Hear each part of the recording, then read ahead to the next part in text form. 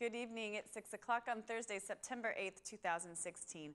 Welcome and thank you for joining us tonight for the English edition of Aura News, where we bring you today's top stories translated into English every weeknight.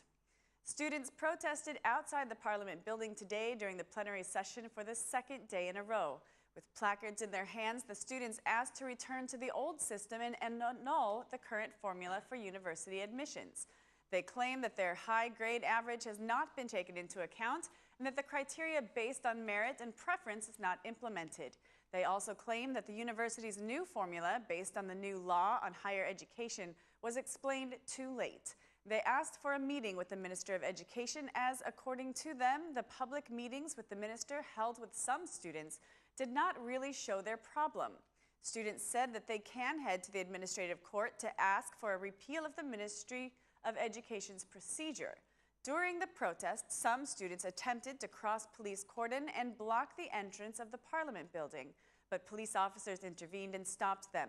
The students declared that they will continue with their protest until a solution is found.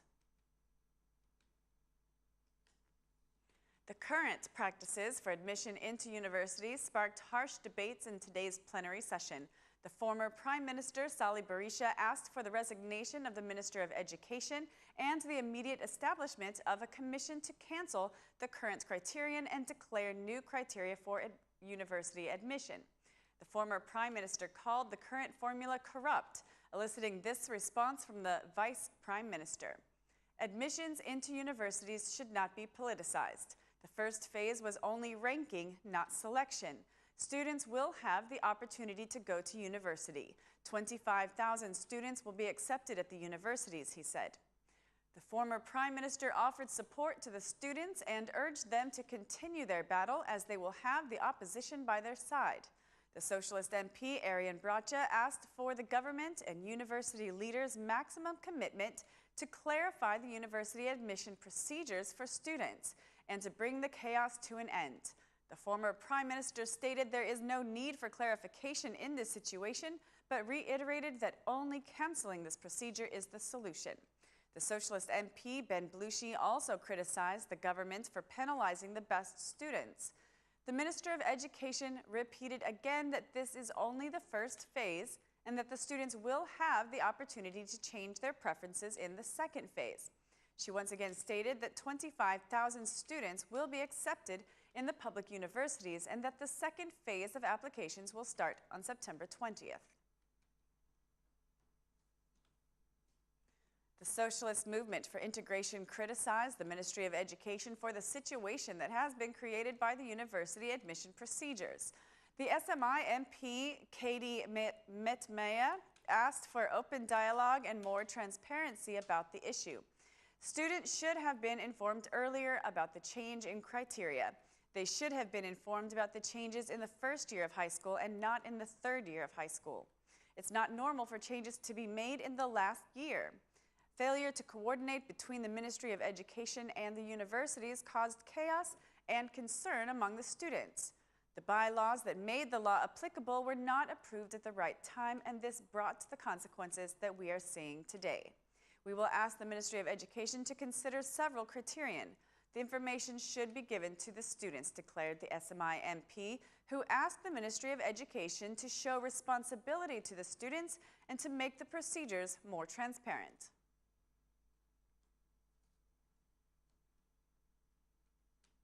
Stabilization Association Council between Albania and the European Union held its 8th meeting today in Brussels. The Council noted that Albania has made progress towards meeting the political criteria for membership, and overall, a steady progress continues in the 5 key priorities set for opening the accession negotiations. The Council underlines that the judicial reform remains key to furthering forward movement on Albania's EU accession process and could also be transformative for other reforms. The meeting was finalized with a direct message to Albanian politicians to conclude the judicial reform and now implement it. At the end of the meeting, Prime Minister Edi Rama, Mogherini, and Hahn held a joint press conference. The Commissioner for Foreign Policy and Security, Federica Mogherini, highlighted the importance of Albania's membership into the EU. I want to highlight 3 reasons security is of primary importance. Stability and peace is needed in Europe. Secondly, we share the same geographical position. In sharing the same territory, we better manage the situation. The third reason is economy, trade, and investments. There is a great potential to be used, Mogherini said. The EU Commissioner for Enlargement, Johannes Hahn, stressed the importance of the judicial reform for Albanian people as an opportunity to improve their life. When asked about the narcotics trafficking and involvement of government's officials in trafficking, Mr. Hahn said that this issue is for the Albanian judicial system. The judicial reform is a great achievement. The aim is to get closer to the EU, but the most important thing is that this reform should serve the Albanian people. 95% of Albanian people have supported the reform. Regarding the fight against narcotics trafficking, I want to clarify that this issue is for the judicial institutions to determine the guilty. Narcotics trafficking is not only an Albanian problem, Hahn said.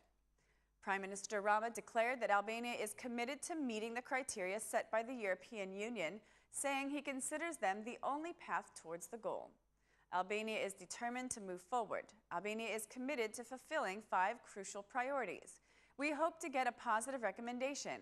Of course, it is not the last station, but we are on the only path to follow until the last station, declared Rama. At the end of the conference, the EU reps, Hahn and Mogherini, highlighted that the response for opening the negotiations will be discussed after drafting a progress report in November. The National Transparency International, the global anti-corruption movement, presented its report titled National Integrity System Assessment Albania 2016 today. According to the report, Albania remains vulnerable to corruption because of political interference and a lack of independence at key overseeing institutions. Albania falls short of the European Union requirements on anti-corruption, and unless it introduces the key reforms, it could derail the EU ascension, said Cornelia Abel, coordinator for Southeast Europe and Western Balkans for Transparency International. It is troubling that institutions which are set up to ensure decision-makers act in the best interest of Albanian citizens are not given the strength, impartiality, and resources to do so. The assessment finds that key institutions for fighting corruption, such as the Prosecutor's Office, the High Court, the Central Election Commission, and the High Inspectorate for the Declaration and Audit of Assets and Conflict of Interest, known as the HIDAACI, are subject to political pressure and interference that undermines the ability to fulfill their role in stopping corruption. Albania's legal framework does not guarantee the independence of these key institutions from political power, despite the recent reforms designed to meet a key EU requirement for starting accession negotiations. Albania's recent judicial reform was a good start, but now it needs to be implemented, said Abel of the Transparency International. Several laws of the justice reform package remain to be adopted by Parliament, and all eyes are on the government and the opposition to work together to make this reform real. Much more needs to be done if Albania aspires to start accession negotiations with the EU. The Central Election Commission, which is responsible for overseeing political party and campaign financing, is hampered by political interference as political parties nominate its members.